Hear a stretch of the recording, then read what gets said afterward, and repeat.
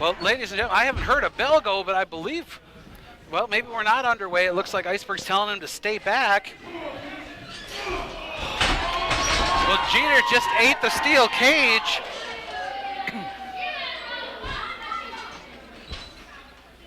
All right, now can we get a bell? A bell? I'm begging you. Somebody call for the bell. Call for the bell?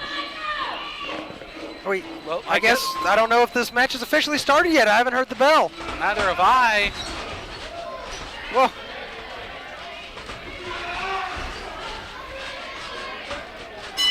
now we have a bell. Welcome to Fright Night 2013's main event, a steel cage match between Jeter and Mikael Judas. Andrew Pendelton III. I was prepared to do the introductions for this steel cage match. I had no idea why I was standing inside the steel cage, but the last thing Jeter said to me was, if I were you, I would get your, well, let's just say, for lack of a better word, your butt out of this cage. And you know what? I don't blame you. I don't know why you got in there either. I was hoping for a cheap laugh, but it is finally here. The road to Fright Night has finally led up to our main event. The huge steel cage match again. Jeter, part of Unforgivable Blackness, and Mikael Judas, one of the greatest champions in the history of Anarchy Wrestling, in the steel cage. That's the only thing that can contain these two men, and I don't even know if that'll contain them. It was a little less than a year ago that Jeter made his first appearance inside an Anarchy ring, and it was inside this very steel cage. The Priest of Punishment, Mikael Judas, was scheduled to face then General Manager Jerry Palmer one-on-one inside the cage. Jeter makes his debut, puts the Priest of Punishment, Mikael Judas, on the shelf. We didn't see him again until Hardcore Hell earlier this year. Once again at the conclusion of the War Games. And since then, these two have been at each other.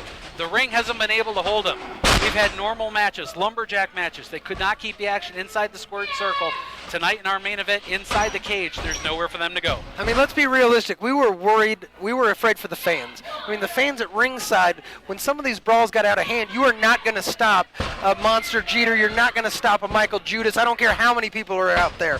If it got ugly. So Franklin Dove, in his infinite wisdom, did decide. He actually made a good decision, said, let's put them inside the steel cage. They weren't allowed to touch each other. We have so much pent-up anger, frustration in this cage right now. It's at a tipping point. It's boiling over. There's a hush over the crowd here in Cornelia. As there is with every cage match. You know, the Priest of Punishment is struggling on defense right now. Needs to get some offense and on wrestling's most dangerous weapon.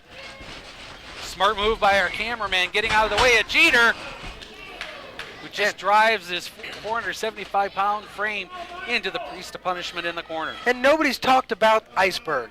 Iceberg returns in the ring as the special guest referee, and if there's one man that can keep these two at bay, the only shot we have is Iceberg. Well, Franklin Dove said our regular officials couldn't handle the task to be inside the cage with these two giant superstars. But think, as big as they are, Iceberg almost seems dwarfed in there with the likes of Jeter and Mikael Judas. And you can see the ring crews constantly go into the cage, checking to make sure that it's in good shape, make sure that it will hold. We've already seen both big men thrown into the cage, and the left side of the cage almost buckled when Jeter's body went flying into it. So they are constantly checking, updating the connections, the attachments, tightening the linkages, making sure this cage does not come apart, because my fear is this cage could come down tonight. We've seen a bunch of, I've been inside that cage, but these two men actually have the opportunity to bring it down. Well, I was inside that cage a little bit earlier as they were getting set up, and as Jeter made his way into the arena, I couldn't wait to get out of there. No, I wouldn't want to be in there myself. I feel bad for our poor cameraman sitting on the ring ropes here. I hope he's getting hazard pay tonight. Oh, I'm sure he's getting triple pay. You don't sign up for that gig. You get decreed that you're doing that. Indeed. This is the main event, Fright Night 2013. A year's rivalry coming to a head inside the cage. The Anarchy Heavyweight Championship on the line. And so far, the champions have all gone home with the short end of the stick tonight. The new television champion crowned in Wild Billy Buck, then known as Wild Side. New tag team champions crowned in Urban Assault Squad. A year after they defeated Slim J and Azrael, they win the tag team titles again. So it's 2 straight Fright nights that they've become the tag team champion. And then the Young Lions champion, now Kevin Blue, the Encore. And that amazing ladder match. Now the question is, can Mikael Judas make it 4? Could be a clean sweep for the challengers tonight. And again, you know, going somewhat back and forth, but obviously Jeter currently is basically commandeering, just doing whatever he wants with Mikael Judas, and you don't see that happen. Actually, I've never seen that happen for somebody to handle Judas the way that Jeter has. Well, somebody has finally found a way to stop him. That seemed to have no effect on the Priest of Punishment. Well, that had some effect on Jeter.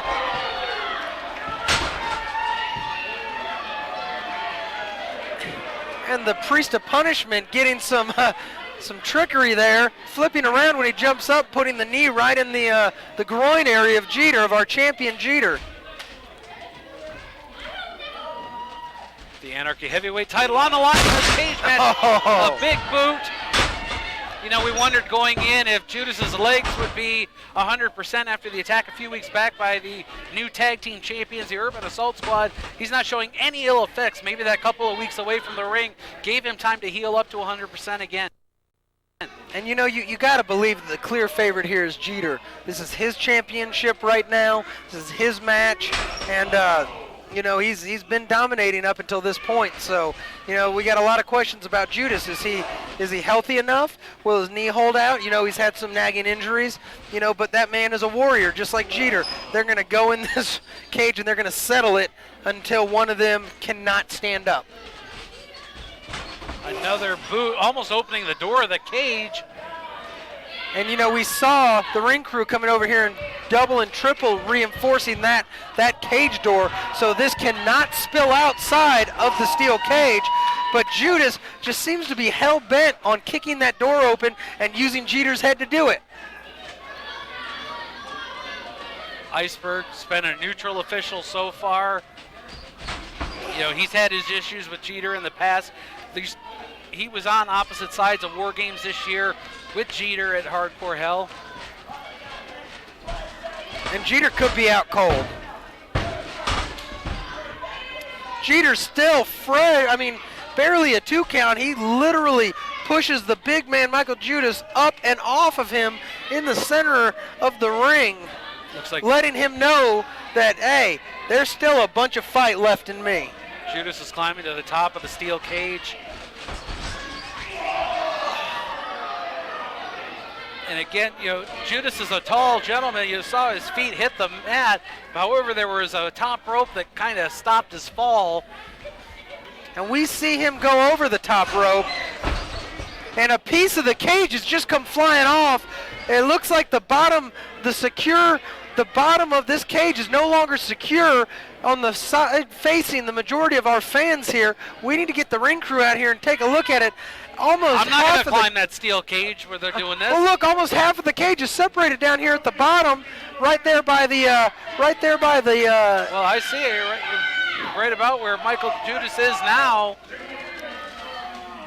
If this cage falls apart, you know, maybe we were wrong. Maybe the steel cage can't control these two.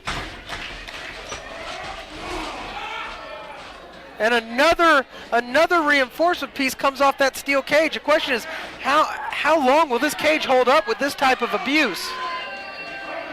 And again, the ring crew doesn't want to step anywhere near this fight to fix that. They're going to let these two guys fight. Yeah, I would not want to go back anywhere near that cage until the final bell sounds. And you hear Jeter in the ring yelling at the fans, "Don't worry about me, worry about Judas."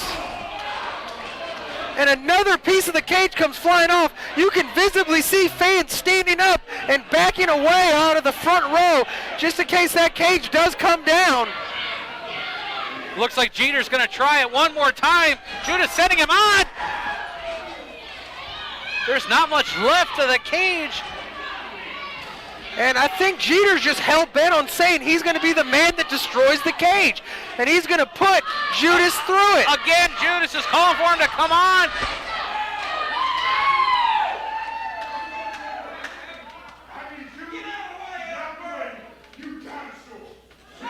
dinosaur.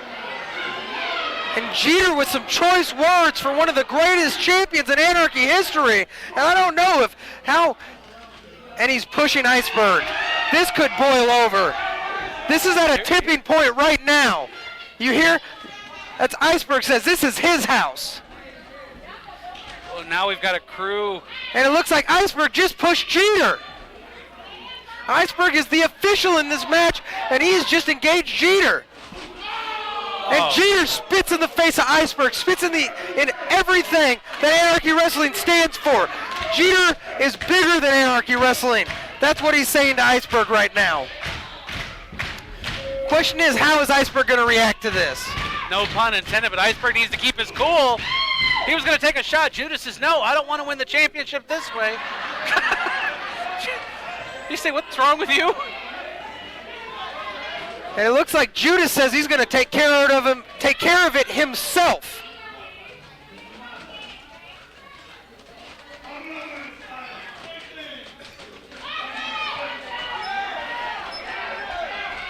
Watch out! From behind! A big splash. Jeter splashes both men together. Iceberg is down. A belly-to-belly suplex, but Jeter may very well have cost himself the championship. We got a 1, 2, 3 count, but he's knocked down the ref, our official here, who is Iceberg. Iceberg has not been in action in quite some time, so he can't quite recover from the bumps like he used to.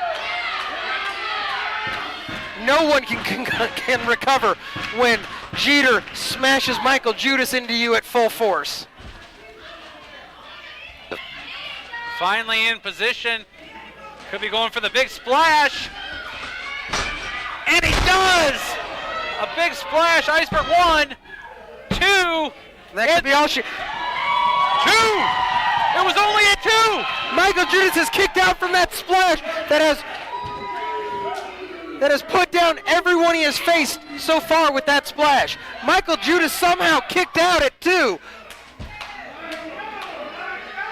And Jeter obviously has an issue with this count. Jeter said nobody kicks out of the splash, and he said Judas just did. Jeter has a point. No one has kicked out of Jeter's splash.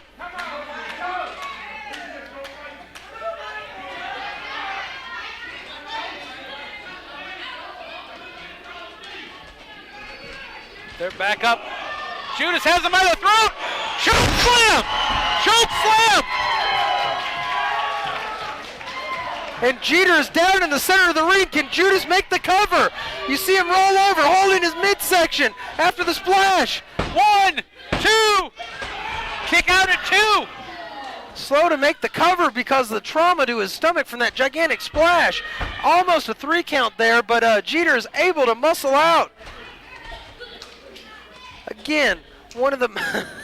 Judas back up to his feet first.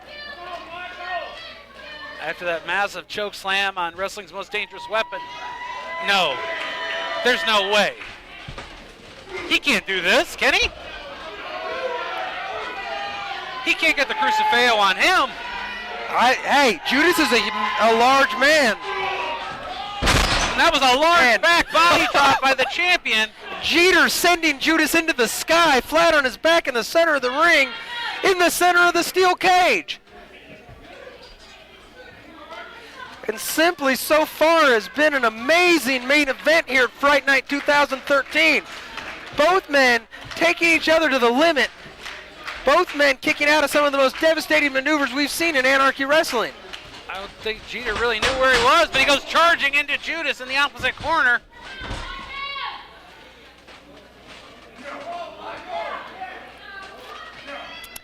And it looks like Jeter was thinking about going for a pin, but now he looks at the crowd and looks at Iceberg, he says no. Looks like he's ready to deliver some more punishment to the priest of punishment, Mikael Judas. What's he gonna do though? Has him in the corner.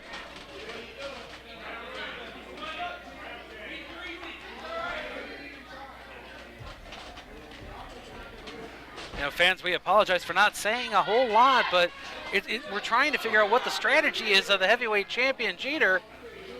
It looks like his strategy is just to hurt Mikael Judas.